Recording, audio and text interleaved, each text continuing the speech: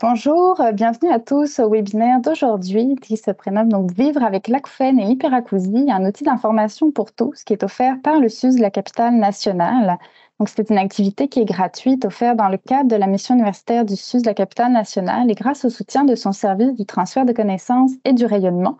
Donc, très brièvement, notre mandat consiste à contribuer au transfert, à la mobilisation et à la valorisation des connaissances qui sont issues d'innovations exemplaires ou de pointe, ou encore de résultats de recherche en lien avec nos désignations universitaires. On assure également le rayonnement de la mission universitaire à l'échelle locale, régionale, nationale et internationale. Donc, quelques petites consignes avant de débuter. Donc, les micros et caméras vont demeurer fermés tout le long du webinaire. Il y aura une période d'échange à la fin de la présentation. Vous allez pouvoir poser vos questions soit dans le clavardage ou de vive voix en levant la main. Sachez que le webinaire est enregistré. Il sera accessible en rediffusion à la suite de l'activité. Un lien vers l'enregistrement et le PowerPoint vous sera envoyé par courriel à l'issue du webinaire. Finalement, si vous voulez obtenir une attestation de présence, vous devrez remplir l'évaluation de webinaire via un formulaire en ligne que nous vous partagerons dans la conversation Teams. Donc voilà, je laisse maintenant la parole à Claudia Côté et Richard Larocque, audiologistes au programme en déficience auditive du SUS de la capitale nationale. Bon webinaire.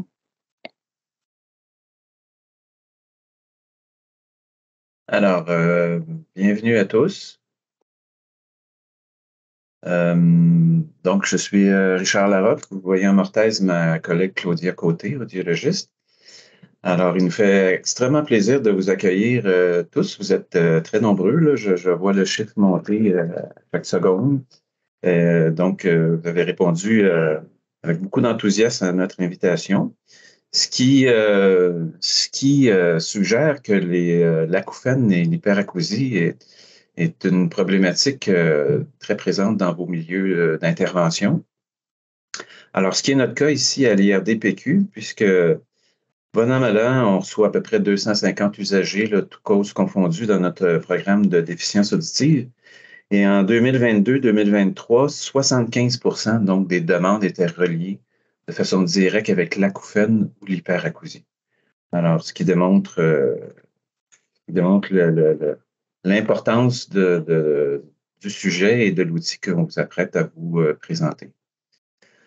Alors, l'objectif principal de cette présentation sera donc de connaître l'existence de notre nouvel outil qui est, on vous le dit tout de suite, très frais et comme un peu finalisé ce matin. Donc, vous allez être indulgent vers nous. Il y a encore quelques bugs techniques qui vont être résolus et quelques changements qui vont être accordés. Mais grosso modo, l'essentiel du travail que nous vous présentons aujourd'hui est tel que tel. Et donc, les objectifs spécifiques seront d'identifier les thèmes abordés par les outils, les publics cibles, et être minimalement capable de l'utiliser. On dit que c'est un site Internet, mais en fait, c'est un site SWI. Je vais faire la précision tantôt. Et d'orienter vos clients, vos usagers vers le site Internet du SUS de la capitale nationale. Alors, vous remarquez par les objectifs que ce n'est pas un webinaire sur le traitement des acouphènes, c'est bien un webinaire sur l'outil qui vous permettra de prendre mieux en charge vos clients et usagers. Alors, si vous avez déjà intervenu avec des clients qui ont des acouphènes ou de l'hyperacousie, vous savez très bien que cet accompagnement-là des usagers se fait avec plusieurs ingrédients que sont l'écoute, le savoir-être, le savoir-faire. Et donc, l'outil va essentiellement, on espère, vous aider à bonifier la connaissance qui fait donc partie de votre savoir-faire. Connaissance qui est aujourd'hui très à jour, donc qui est validée et qui repose sur des données probantes de la littérature scientifique généralement reconnue dans notre domaine. Alors, à qui s'adresse cet outil? C'est un peu, dans le fond, un peu à n'importe qui s'intéresse de proche ou de loin à la problématique des acouphènes et de l'hyperacousie. Donc, ça peut être des gens qui en souffrent ou non, qui sont en attente de réadaptation. Ça peut être des professionnels qui ont souvent ou quelquefois accès à des gens qui rapportent des problèmes d'adaptation à l'acouphène et à l'hyperacousie. Donc, santé auditive, première ligne, santé mentale. Ça peut être nos apprenants, nos étudiants qu'on a dans nos milieux, plus particulièrement ceux en santé auditive, en audiologie, en audioprothésie, en ORL, etc. Ça peut être aussi la personne qui accompagne la personne qui a un problème d'adaptation aux acouphènes et à l'hyperacousie.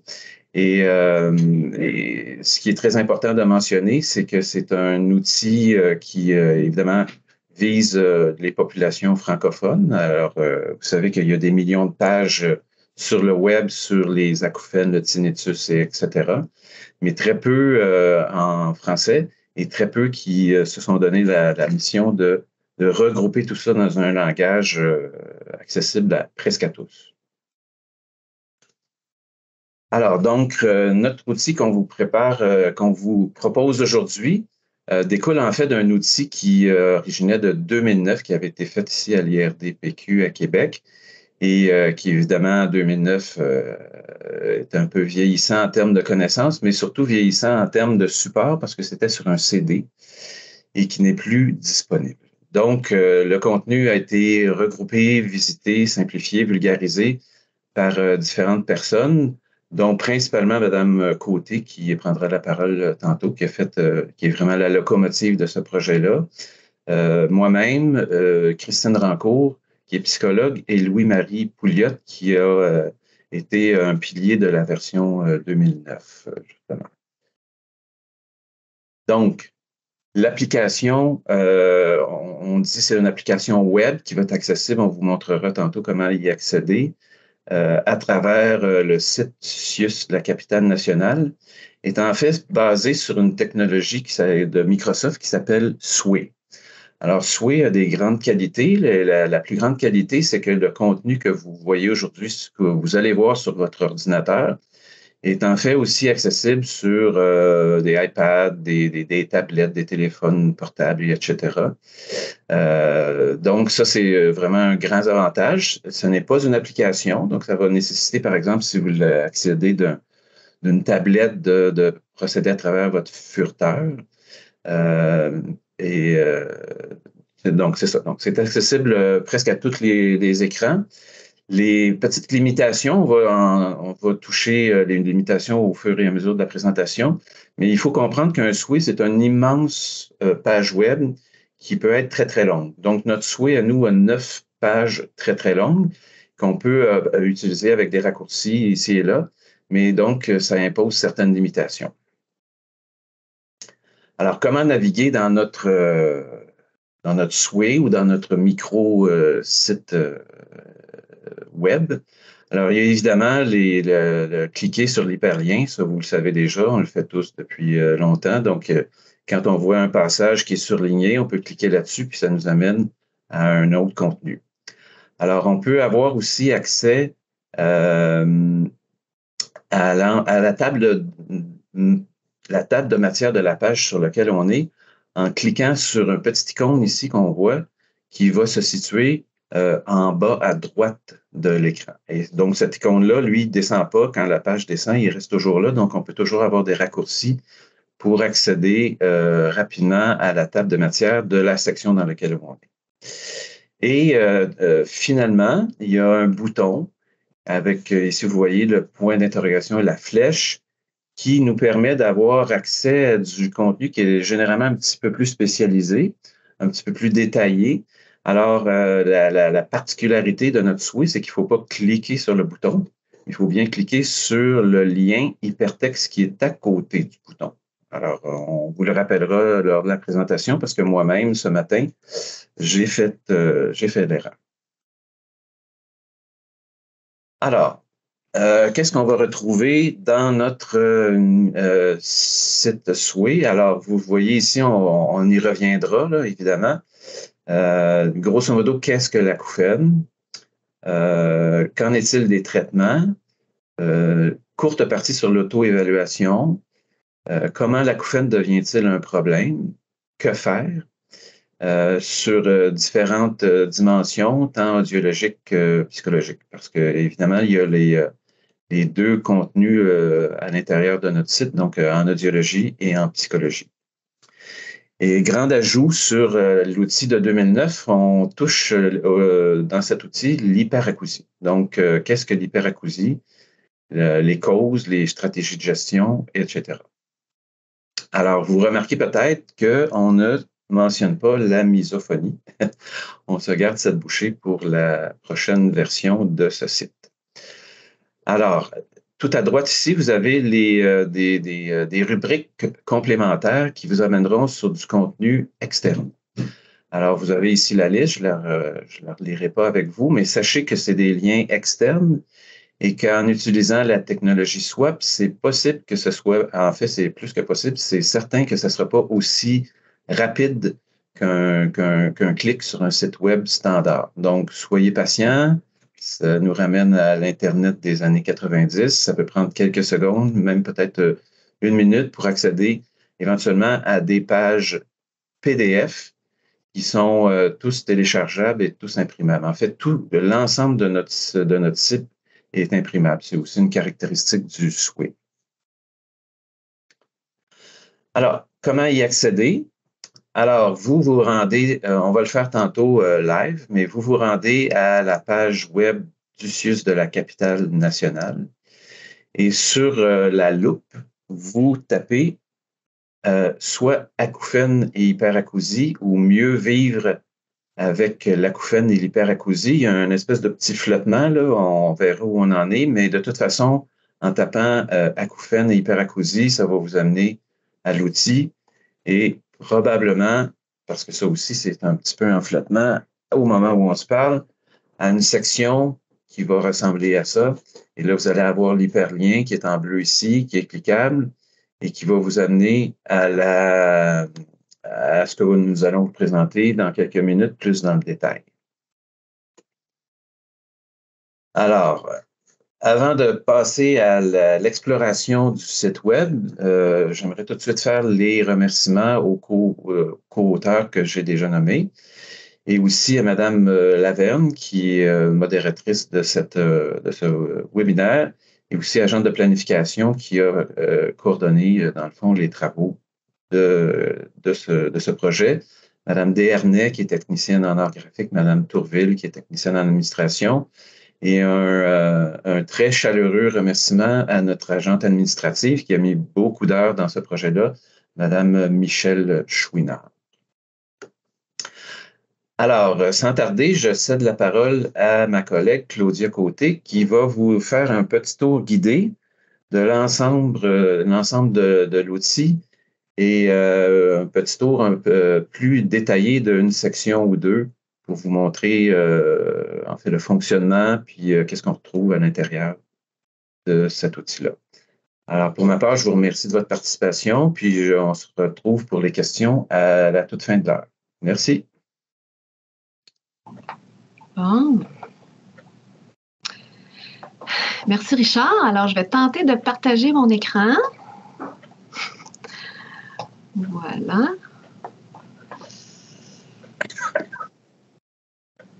Alors, on va partir de zéro. On va partir de monsieur et madame tout le monde et des personnes qui sont dans la salle, comme si on partait vraiment de zéro. Donc, dans le furteur, est-ce que mon partage d'écran est adéquat? Est-ce que vous voyez mon écran? Oui, on voit l'écran. Parfait. C'est mon plus gros stress d'activer le partage d'écran. Alors, on tape dans le furteur CIUS de la capitale nationale. On cherche le site Internet du CIUS qui héberge CIUS de la capitale nationale. Alors, on ouvre le tout. Bienvenue au CIUS de la capitale nationale. Alors, comme Richard l'a expliqué, mais c'est jamais trop d'explications que de savoir comment on accède à l'outil. Dans l'onglet de recherche, on peut taper mieux vivre. C'est ça, là, c'est qu'on a fait une modification de dernière minute. Et dans le furteur, ça apparaît pas encore, mais bientôt, peut-être dans 1 heure. OK, on voit ici « Mieux vivre avec l'acouphène et l'hyperacousie ». Lorsqu'on tape ça, On arrive dans la page. Notre outil est ici, dans la description des services d'acouphènes et d'hyperacousie. Donc, sur le site, on arrive à la page « Mieux vivre avec l'acouphène et l'hyperacousie ». Et c'est vraiment d'ici qu'on peut activer l'hyperlien qui nous amène sur notre fameux outil Souhait, notre application web. Donc, on est à l'intérieur et c'est là qu'on peut commencer à naviguer. Donc, comme on disait tout à l'heure, le Souhait, c'est des grandes pages.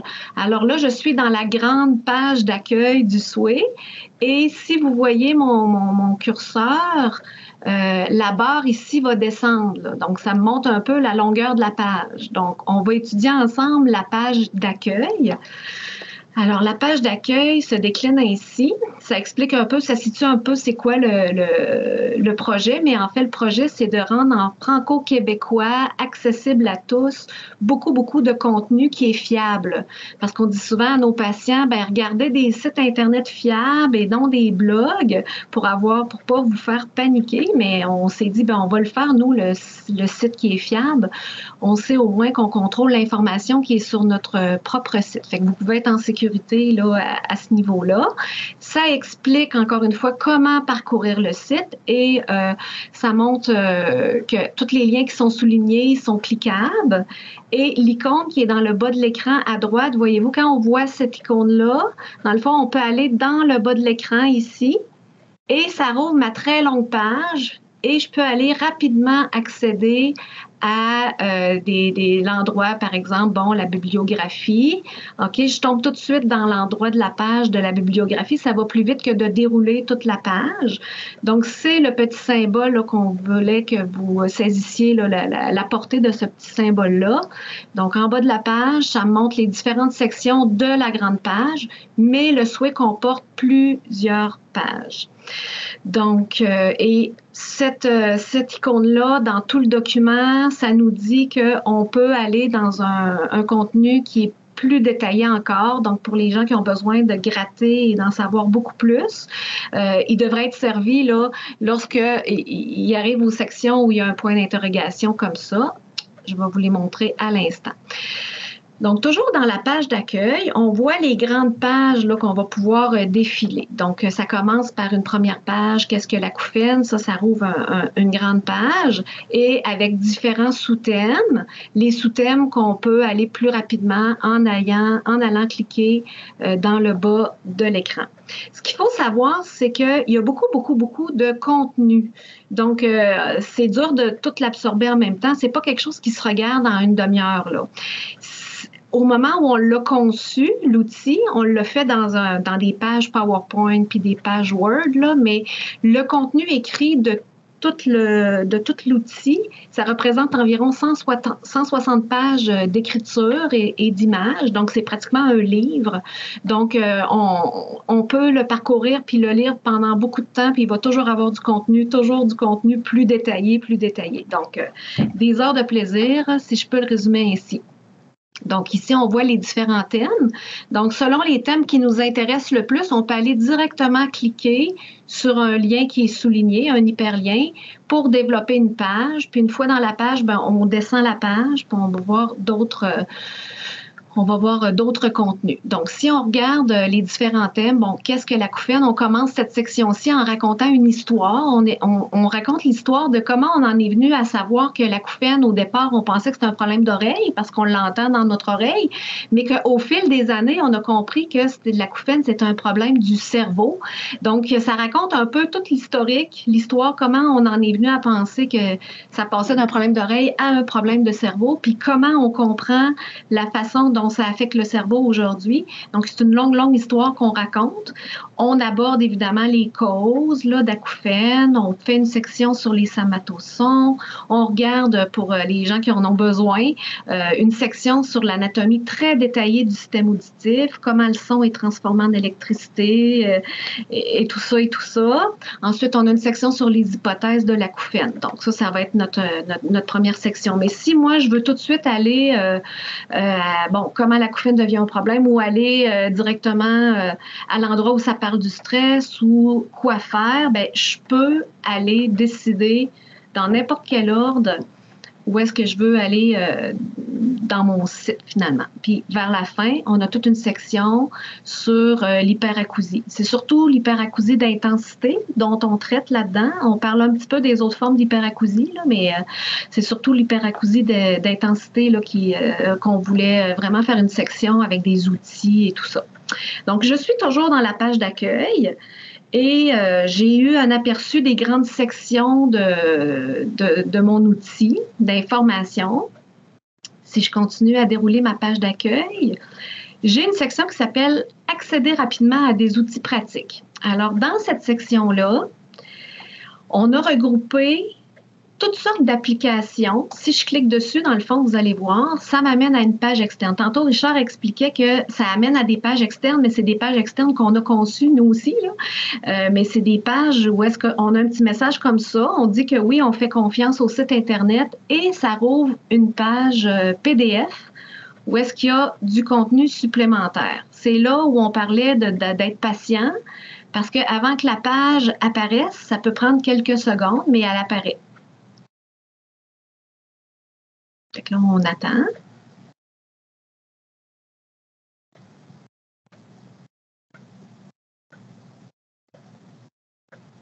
Bon, des fois, c'est moins long que ça, là. Et la voici. Ça s'en vient.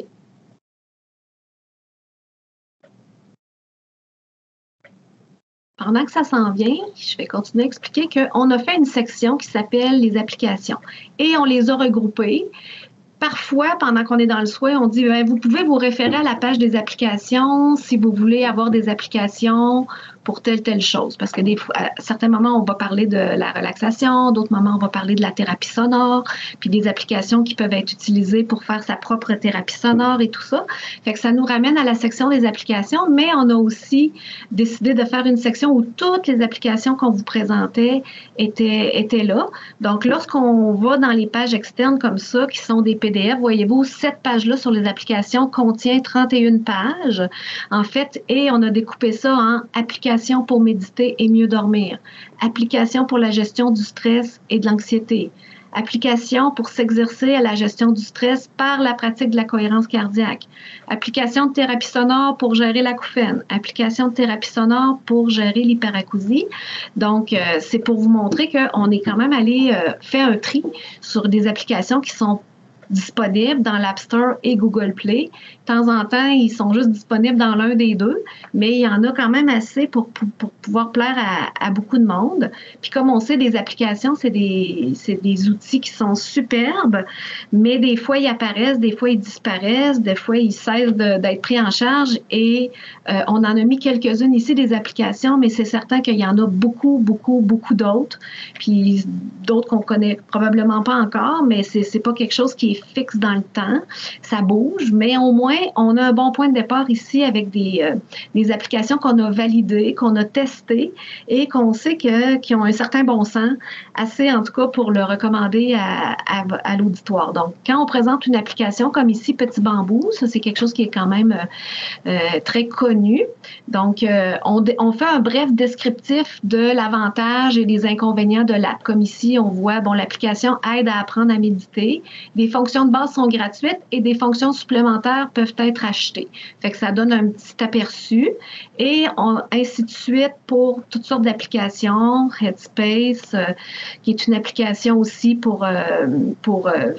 qui soutient là, la méditation et la pleine conscience.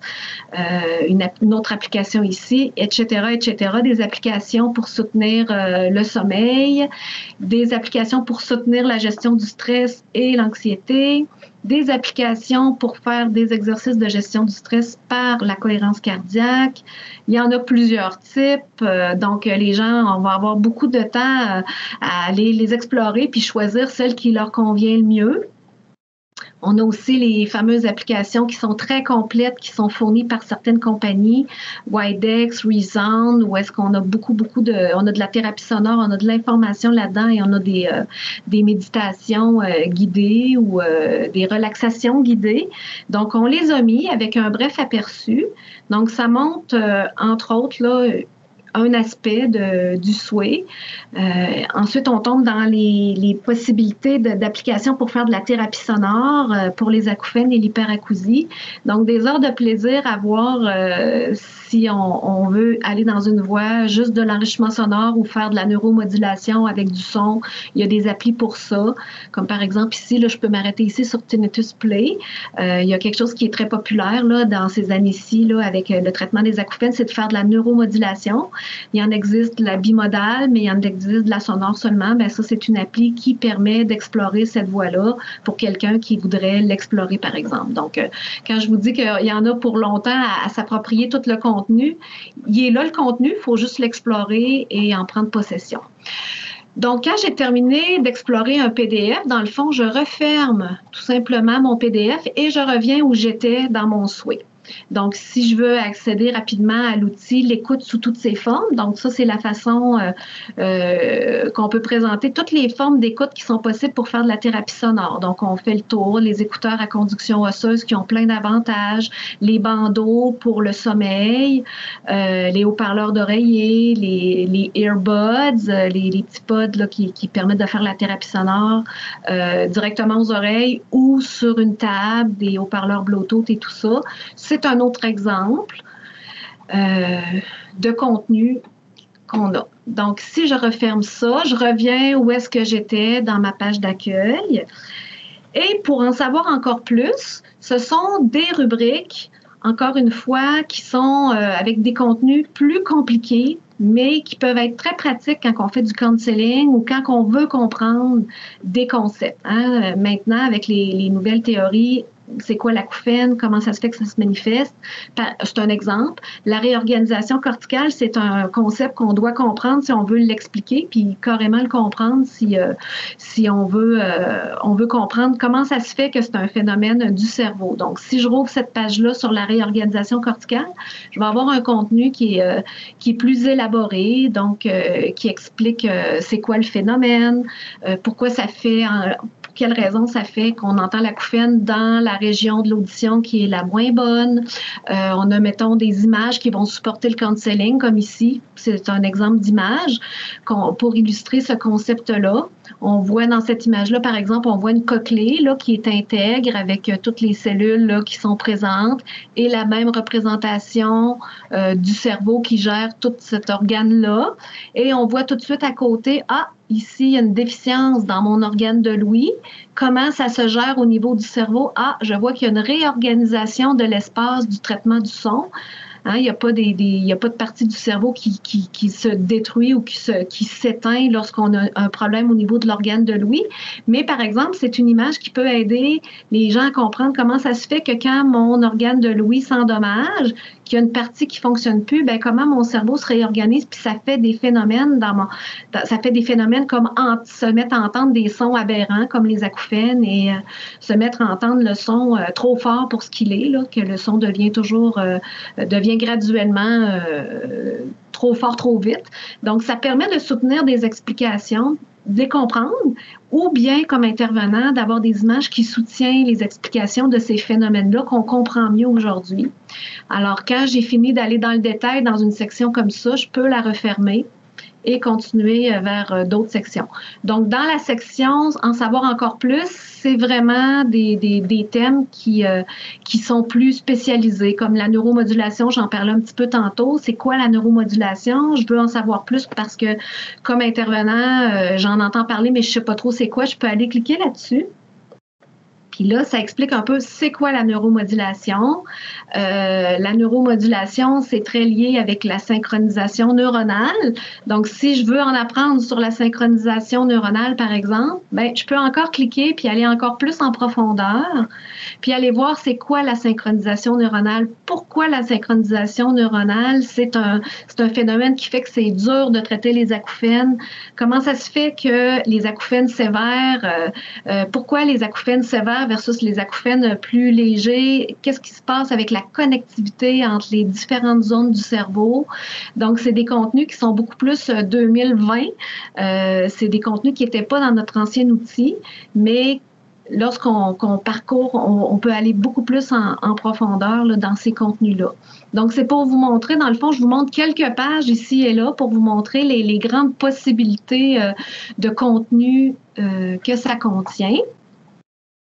Ensuite, dans la page d'accueil, c'est sûr qu'on a présenté une bibliographie non exhaustive, là, mais qui regroupe de l'information qui vient de congrès auxquels on a assisté ou de livres ou d'articles, là, mais c'est sûr que c'est non exhaustif là, parce que quand ça fait des années qu'on lit ou qu'on travaille là-dedans, ben, on a un ensemble d'informations qui est difficile à répertorier de façon précise. Donc, voilà, ça c'était comme notre page d'accueil. Donc, on est juste dans la page d'accueil, on n'a pas vraiment commencé l'outil. Donc, si je veux revenir à des sections, par exemple, si on dit, bon, j'embarque, là, je regarde qu'est-ce que c'est l'acouphène. Alors, je rouvre cette section-là. Et là, je rouvre une nouvelle page SWIP. Puis là, ça me dit un peu, dans cette section-ci, on va aborder, OK, un peu d'histoire, une histoire, les causes, différentes sections. Là, je ne peux pas aller cliquer là-dessus directement. Si je veux accéder à ces onglets-là, il faut que j'aille ici, là, dans mon petit carré au bas de l'écran. Puis là, je vais avoir un petit peu plusieurs des sections qui sont annoncées dans la page. OK, fait que là, je reviens. Qu'est-ce que l'acouphène? Mais là, si je pars puis je lis un peu tout le contenu à la suite, ben j'ai une longue page qui me parle, bon, c'est quoi l'acouphène? Ici, par exemple, en lisant, j'arrive à une section ici où je peux cliquer et entendre des exemples d'acouphène, par exemple. Ça peut être intéressant à faire entendre à d'autres ou à des gens qui n'en ont pas d'acouphène, à quoi ça peut ressembler. Fait que, voyez-vous, il y a un lien hypertexte qui va m'amener sur un site externe et qui me fait entendre des exemples d'acouphène, par exemple. Ensuite, on parle aussi, on dissocie, là, parce que c'est ça, dans ces années-ci, on dissocie l'acouphène du trouble de l'acouphène. En fait, l'acouphène étant le fait qu'on entend un son alors qu'il n'y a rien autour, là, qui vient de la tête. Le trouble de l'acouphène, c'est quand ça amène des perturbations dans le fonctionnement des individus. Donc, nous, en réadaptation, souvent, on voit des gens qui ont le trouble de l'acouphène, qui est une petite proportion de la population, par exemple, qui peut être représentée par ici, là, le rond vert, parmi tous ceux qui entendent des sons de temps en temps dans leurs oreilles, ben, il y a ceux qui, c'est très perturbant, et à ce moment-là, on appelle ça un trouble de l'acouphène, donc qui est le fait d'entendre des sons, mais qui est associé en plus à un désordre émotionnel ou cognitif ou du système nerveux autonome qui entraîne des comportements, des incapacités à fonctionner normalement, qui causent de la souffrance finalement chez les individus. Donc, on aborde l'acouphène dans le sens que ça peut être un acouphène ou le trouble de l'acouphène et on commence notre histoire. On savait bien que c'était un problème d'oreille, mais on ne savait pas au début que ça venait du cerveau. Puis là, maintenant, on comprend mieux que ça vient du cerveau. Donc, il y a du texte avec des images qui soutiennent le texte parce qu'il y a des gens qui sont plus visuels. Donc, on a essayé de mettre ça vivant avec des images. Puis là, tout à coup, on parle, oui, le cerveau est équipé pour faire de la compensation. Fait que c'est là qu'on explique que généralement, l'acouphène, ça va être une compensation du cerveau à un trouble auditif périphérique. Puis là, on appelle ça la réorganisation corticale. Puis là, j'ai mon fameux point d'interrogation qui me dit je peux avoir une section beaucoup plus détaillée qui explique ce phénomène-là. Mais mettons que ça me tente pas parce que c'est déjà beaucoup de matériel, je continue ma lecture, tout simplement. Fait que je peux apprendre des moments d'arrêt puis aller creuser dans le détail en cliquant sur un lien, ou je continue tout simplement le déroulement de la page avec l'information qui est un petit peu plus digeste. C'est complet, mais c'est complet, mais c'est pas. Il y a beaucoup d'informations quand même. Donc, on continue d'expliquer comment, avec les IRM fonctionnels, on a été capable d'illuminer certaines zones, puis comment on comprend, par exemple, que maintenant, quelqu'un qui est prêt avec le trouble de l'acouphène, il n'y a pas seulement la zone auditive dans le cerveau qui s'allume lorsqu'on fait une IRM en temps réel, mais il y a plein de zones qui présentent des connectivités qui fait en sorte que l'acouphène devient quelque chose qui occupe beaucoup l'attention, qui suscite de la souffrance et tout ça. Fait que ça explique un peu où on en est rendu dans la compréhension de l'acouphène. Et on on n'a pas fini de comprendre. Là. On sait que des choses maintenant, puis probablement que dans 2, 3, 4, 5 ans, on va en savoir encore plus. Fait que c'est une connaissance qui est en évolution, mais qui se résume, mais on a mis des images pour aider à soutenir la compréhension. Bon, ben c'est quoi un petit acouphène versus un acouphène sévère? Ben, ça, c'est un exemple d'image là, qui peut soutenir la compréhension, on peut comparer, par exemple, l'acouphène à un feu qui s'allume. Donc, un démarrage, mettons une allumette, ça peut être associé au fait que, bon, ça, c'est un facteur de risque d'apparition des acouphènes. Par exemple, un trouble auditif, un trauma acoustique, une maladie d'oreille et tout ça. Fait qu'il y a un facteur de risque qui sert à allumer, par exemple, un feu. Avoir un acouphène, tout simplement, c'est d'entendre un son dans la tête, mais qui nous dérange pas trop. Donc ça peut représenter donc un feu qui est localisé vraiment dans la zone auditive. Mais quelqu'un qui a un trouble de l'acouphène, donc qui cause une activation de plein de zones du cerveau, le réseau de la détresse, le réseau de l'attention et tout ça, bien, on peut le voir comme un incendie qui se propage puis qui s'étend à plusieurs zones du cerveau. Ça va être représentatif de quelqu'un qui a un acouphène qui est sévère, qui amène beaucoup de souffrance et d'incapacité à se concentrer, par exemple, à dormir et des choses comme ça.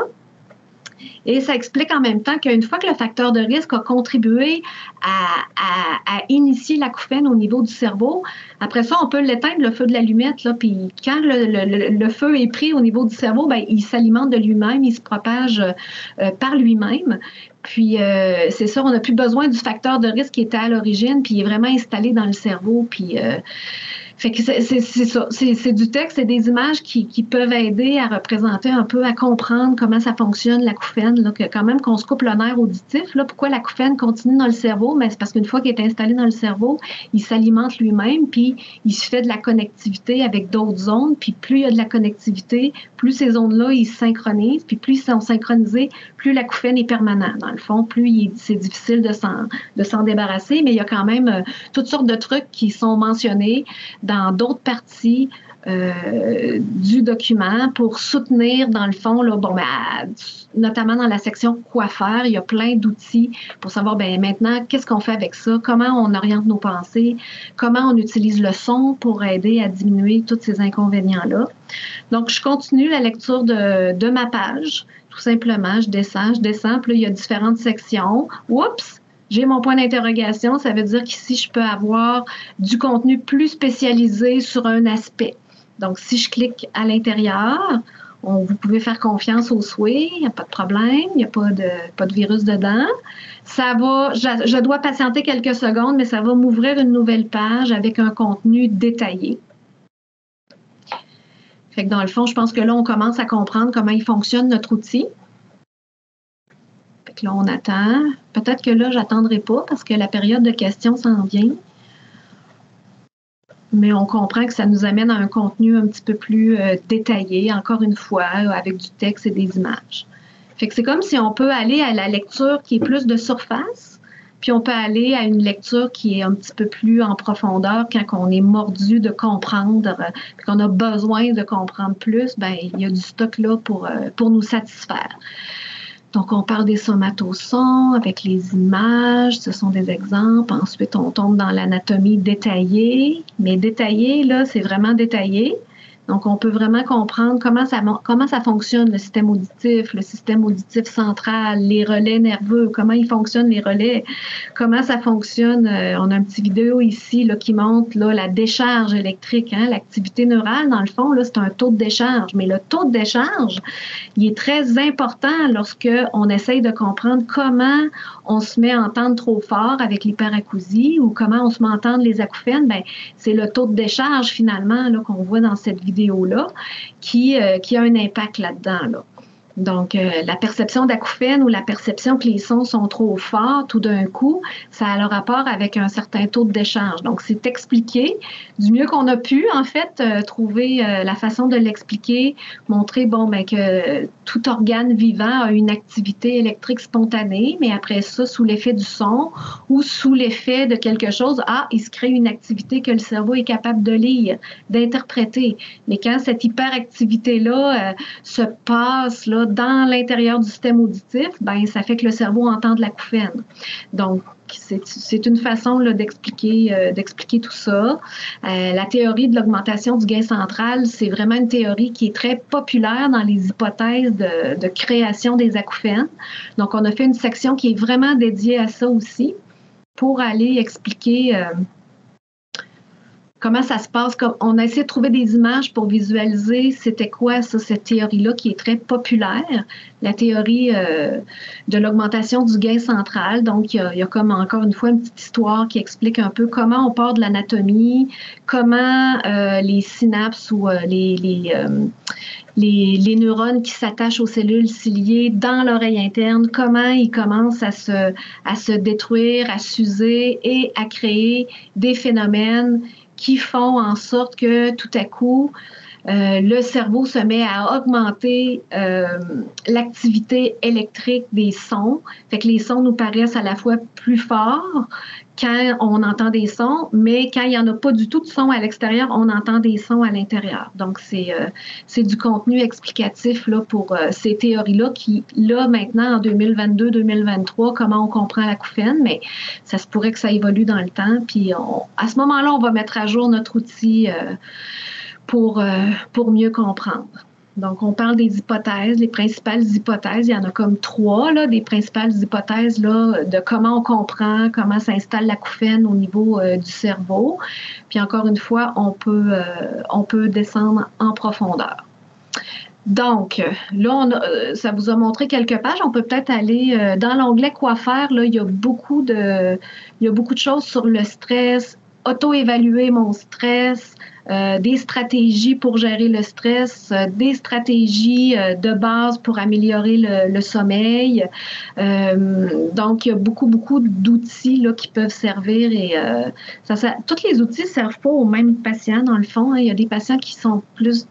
C'est en comprenant le phénomène qui vont mieux vivre avec. Il y en a d'autres que c'est vraiment avec des exercices, par exemple, de relaxation ou de cohérence cardiaque qui vont peut-être mieux faire face.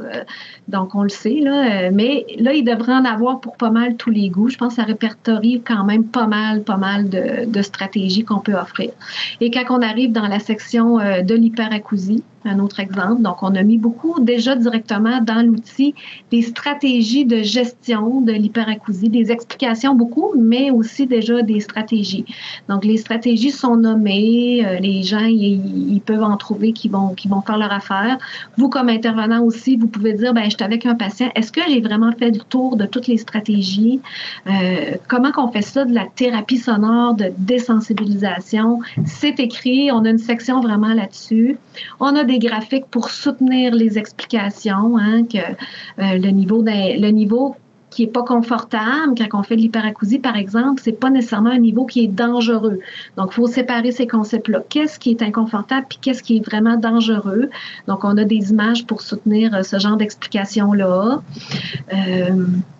Qu'est-ce qu'il y en est du port des bouchons? Devrais-tu faire ça? On devrait-tu pas faire ça? Bon, pour des images pour expliquer, vois-tu, ça c'est ton espace sonore, ça c'est le mien. Je n'ai plus d'espace. Donc, c'est ça, on parle de différentes stratégies. Puis voyez-vous, ici, c'est un exemple là, dans la relaxation où est-ce qu'on réfère à l'application, une application qu'on parle dans notre banque d'applications. Ben, dans cette application-là, je peux aller faire des exercices de respiration, je peux faire la relaxation musculaire progressive, je peux faire l'imagerie mentale guidée. Donc, ça donne des outils au fur et à mesure. Comment on gère tout l'aspect émotionnel. On a aussi de l'information là-dessus et le traitement par la thérapie sonore, comment ça se passe, c'est quoi ça, une exposition graduelle au son, comment on fait ça et tout ça. Donc, je pense que on parle un petit onglet sur la phonophobie, sur les aspects émotionnels. Donc, c'est un beau travail d'avoir rassemblé des notions audiologiques et psychologiques là, pour faire un outil qui est plus complet. Donc, ça complète un petit peu l'exploration pour vraiment savoir ce qui nous plaît ou ce qui nous aide. Ben, il faut vraiment le parcourir puis aller chercher les outils dont on a besoin et on va pouvoir aller à la période des questions. Je vais arrêter le partage.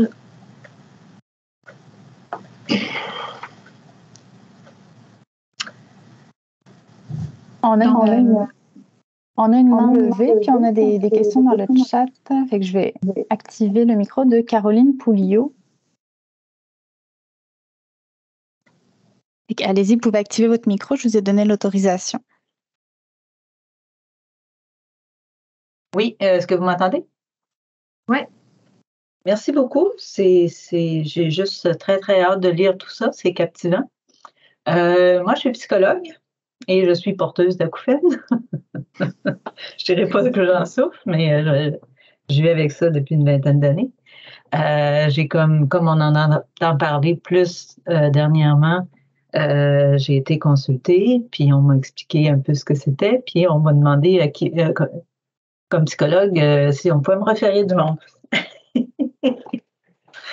Fait que ma question, c'est dans le fond, c'est sûr, je vais aller lire, je vais me documenter plus, mais je me demandais, bon, vous parlez de neuromodulation, membres fantômes, je me demandais, je comprends qu'il y a beaucoup de la thérapie qui est de l'habituation, en fait, d'apprendre à vivre avec, puis de tolérer la détresse, puis de réduire le malaise, un peu comme une phobie de quelque chose. Mais est-ce qu'il y a certaines thérapies qui pourraient permettre de faire de l'extinction du signal dans le cerveau ou de réduire un peu?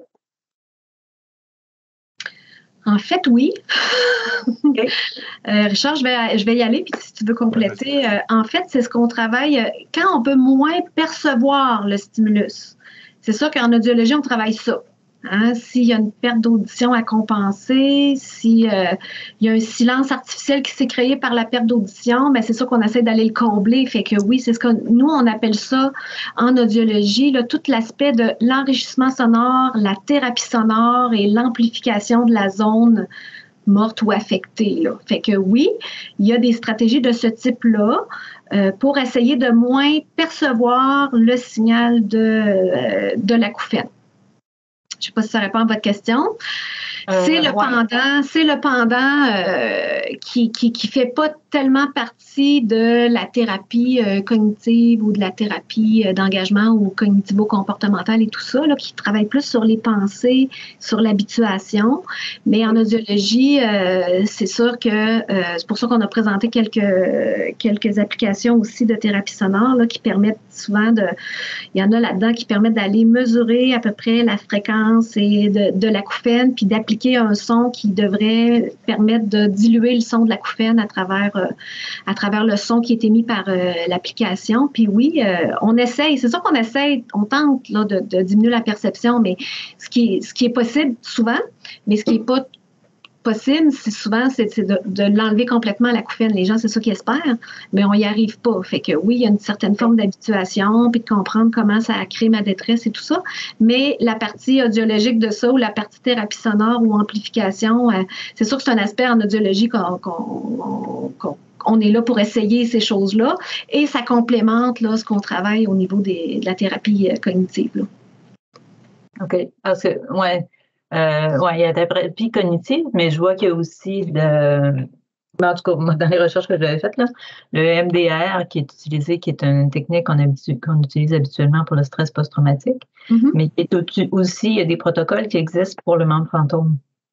Mm-hmm. C'est pour ça que je me demandais si c'était quelque chose, puis il y avait la question d'utiliser aussi l'hypnose, que moi je connais moins, puis aussi, avec les aiguilles, l'acupuncture. L'acupuncture.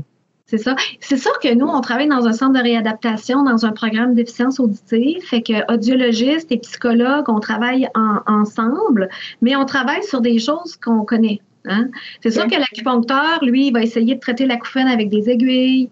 Le physio, lui, il va essayer de travailler sur ce qui peut travailler sur les tensions musculaires et tout ça. Le spécialiste psychologue en EMDR va utiliser cet outil-là pour essayer d'aider.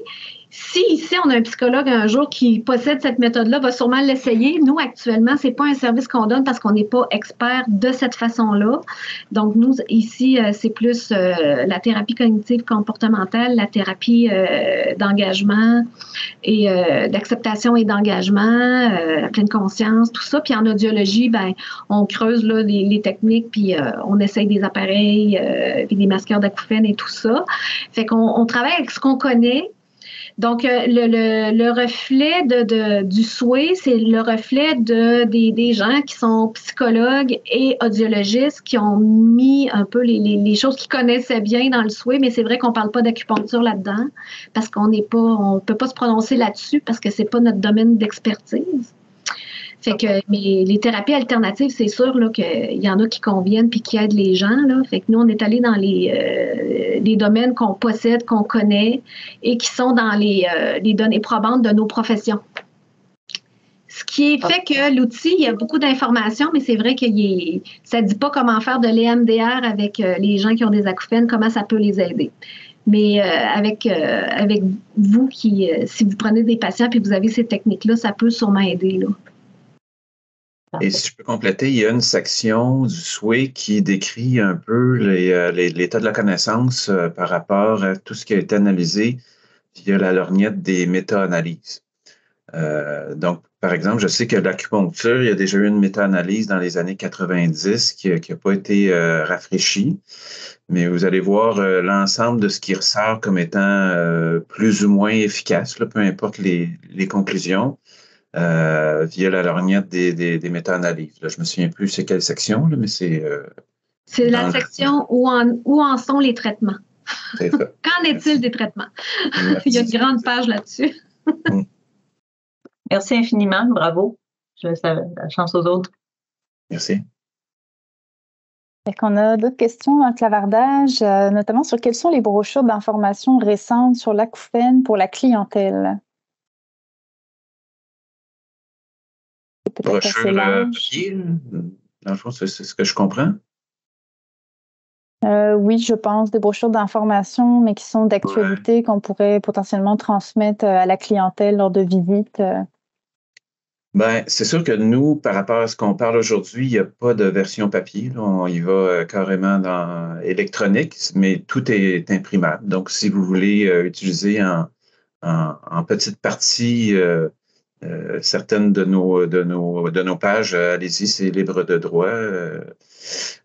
Pour ce qui est des brochures comme telles, il faudrait peut-être se référer aux gens d'Acouphènes Québec ou Audition Québec, là, où je ne sais pas exactement où ils en sont. Je sais qu'à une certaine époque, il y avait une série de brochures qui portaient, entre autres, sur les acouphènes, mais j'ai un peu perdu le fil par rapport à ça. En fait, je pense que plusieurs centres de réadaptation ont une petite brochure là, qui parle des services. Nous, on en a ici. J'ai même celle-là d'Acouphènes Québec aussi. Je peux peut-être vous montrer les nôtres. Tiens, ça, c'est l'exemple. Nous, on a une petite brochure, là, mais qui parle un peu de nos services, puis brièvement ce que c'est l'Acouphène. Acouphène Québec a un dépliant qui ressemble à ça aussi. Mais c'est sûr que l'objet de la rencontre aujourd'hui, là, c'était plus de vous présenter ce que nous, on avait fait, là, plutôt que de recenser les brochures que d'autres personnes auraient fait. Là. Mais en tout cas, c'est sûr qu'il y a peut-être d'autres centres de réadaptation qui ont une petite brochure qui explique un peu rapidement l'Acouphène et les services offerts. Nous, on a les nôtres. On ne peut pas parler vraiment des brochures faites par les autres nécessairement. Là. Mais c'est sûr que vous pouvez imprimer le lien Internet là, de notre... puis de donner des petites cartes avec l'adresse du lien Internet du CIUS, de la capitale nationale, et du lien le mieux vivre avec l'acouphène et l'hyperacousie, puis remettre cette adresse-là pour les gens qui ont des tablettes, puis des ordinateurs portables, puis des cellulaires à consulter ça. Ça fait une grosse brochure, là, mais électronique. Ouais. On a quelqu'un justement qui demande si l'outil peut être utilisé l'outil est utilisé gratuitement. Est-ce que vous jugez qu'un usager pourrait naviguer lui-même pour s'informer à travers le souhait? Absolument, ça a été fait pour ça. Hein. Comme j'ai mentionné, l'origine de la révision de cet outil-là a été fait pour nous alimenter les gens qui étaient en attente de service. Donc, il y a un ton, puis il y a un niveau de langage qui on pense est assez approprié pour pas mal tout le monde là, qui a une petite base de littératie.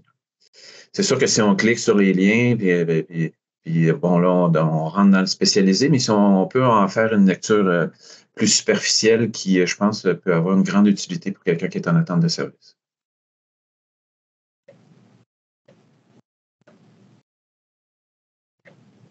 On avait aussi une question, peut-être qu'on peut prendre la main levée. Je vois que ça fait un moment. Mélanie Pilote, vous pouvez activer votre micro. Oui, bonjour. Bonjour, je suis ergothérapeute au programme des ITSA 6-17 ans. Je travaille avec la clientèle trouble du spectre de l'autisme. Et puis, bon, c'est les problématiques d'hyperacousie, c'est une problématique qu'on rencontre souvent avec cette clientèle-là. Là. Tu sais, j'ai regardé, j'ai comment dire, survoler votre site. Je trouve ça vraiment intéressant, le travail que vous avez fait. Je vais sûrement m'y référer, puis référer peut-être d'autres personnes. Mais au niveau de l'autisme, tu sais, souvent, ce qu'on voit dans les approches qui sont proposées, dans les traitements, tout ça, c'est pas toujours possible d'utiliser ces approches-là avec cette clientèle-là. Puis, tu sais, on le sait que ça prend beaucoup de place dans leur vie. Même que c'est très contributeur des fois à des comportements qui peuvent être très graves, là, des agressions, puis ça peut mener à des mesures de contrôle, tout ça. Donc là, je sais pas, est-ce que vous, j'imagine, votre outil va bouger dans le temps? Est-ce que vous allez le compléter avec plus d'informations, peut-être sur certaines populations plus spécifiques comme ça? Parce que je vois qu'il y a des choses intéressantes, mais je peux pas nécessairement dire que je peux tout utiliser avec ma clientèle. Là. Ouais, vous avez raison de mentionner que c'est un immense problème pour les gens autistes. Là. Mais c'est sûr que pour l'instant, on n'est pas rendu dans ce niveau de détail-là au niveau des clientèles, mais ça serait vraiment souhaitable de gratter ça parce qu'effectivement, nous, on travaille ici exclusivement avec des adultes des aînés. Mais on sait qu'au niveau de la clientèle pédiatrique, c'est un immense enjeu. Donc, on prend la suggestion, puis on va cogiter là-dessus. Oui, mais c'est ça. Souvent, tu sais, on va plus vers des stratégies d'adaptation de l'environnement. Puis oui, ben, tu sais, les bouchons, les coquilles, souvent, c'est des alternatives qu'on utilise. Puis on le sait, on est bien conscient que c'est comme de mettre un plaster sur le bobo, puis que le bobo guérit pas, puis que même il peut empirer. Il y a des autistes qui les portent quasiment à journée longue, là, puis les retirer après ça, c'est vraiment difficile. Mais bon, sur ça, oui.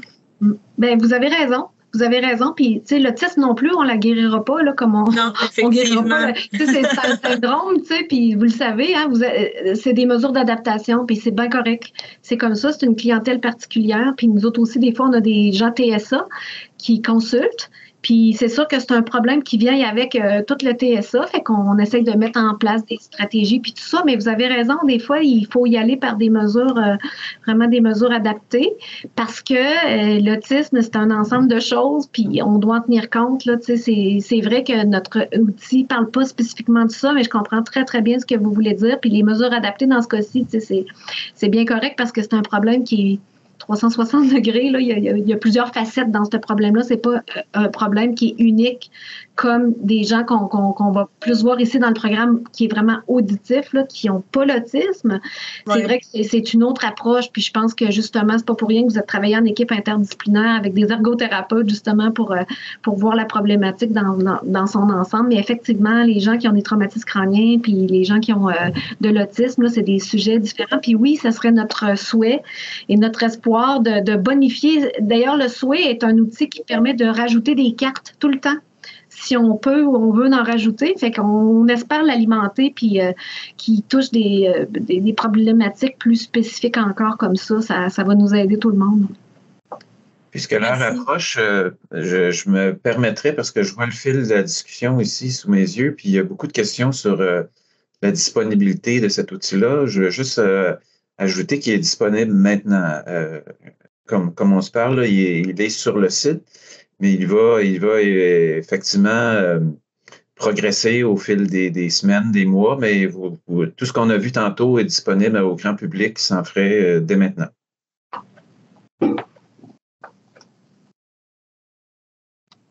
Merci, oui, je viens de remettre le site Internet là, dans le clavardage là, pour ceux qui ne l'avaient pas vu. On avait peut-être, il est 13 heures, mais il y avait peut-être une question là, plus spécifique là, à l'IRDPQ que je trouvais intéressante. Là. Est-ce qu'un audiologiste peut référer un client à un psychologue de l'IRDPQ ou est-ce qu'il doit aller au privé? En fait, si je peux me permettre, là, c'est ici, on a comme un département d'admission là, qui s'appelle l'évaluation AEO, en tout cas, j'oublie les. Puis, donc, l'admissibilité au service de réadaptation est évaluée par ce département-là. Puis, par la suite, si on juge que cette personne-là nécessite un encadrement de réadaptation, la personne est référée à l'équipe de déficience auditive dans lequel il y a des psychologues et des audiologistes qui travaillent main dans la main. Donc, il n'y a pas besoin de référer à personne si l'enjeu est relié évidemment à la déficience auditive. Donc, on a ici des ressources, puis on travaille en équipe. Donc, pas besoin de référer en privé si on parle d'acouphènes, d'hyperacousie, de déficience auditive ou ni quoi que ce soit. Merci Richard. Moi, je pense qu'on a fait le tour. Il restait encore quelques questions, mais là, il est rendu 13 heures. Je ne sais pas si Claudia, Richard, vous vouliez les prendre ou dire un dernier mot. Oui, peut-être par respect pour les gens qui doivent retourner au travail, on pourrait arrêter là. Moi, mon dernier mot, c'est j'espère que vous allez bien utiliser cet outil-là qui est très, très riche. Donc, vous pouvez l'utiliser comme vous voulez. Puis, dans le fond, l'idée, c'est que le moins possible, les gens qui souffrent d'acouphènes et d'hyperacousie se fassent dire par différents professionnels de la santé qu'il n'y a rien à faire. Parce qu'il y a plein de choses à faire. Puis, juste à regarder le site, vous allez avoir plein d'exemples. Donc, partagez l'information avec vos collègues et les gens qui travaillent dans vos équipes. Puis, merci de votre attention. Merci. Puis je rajouterais, n'hésitez pas là, dans la page d'accueil, je ne sais pas si vous avez vu, mais à la toute fin, il y a un espèce de petit questionnaire là, de satisfaction. Donc, n'hésitez pas à mentionner des commentaires ou des suggestions vu que l'outil est en amélioration continue. Ça peut l'aider là, dans une prochaine mise à jour là, du contenu puis de la forme, de peut-être améliorer aussi l'accessibilité ou la navigation là, à travers le microsite. Là. Bon, sur ce, merci Claudia, merci Richard. Puis je souhaite une belle journée à tous les participants. Merci tout le monde. Merci. Au revoir. Au revoir.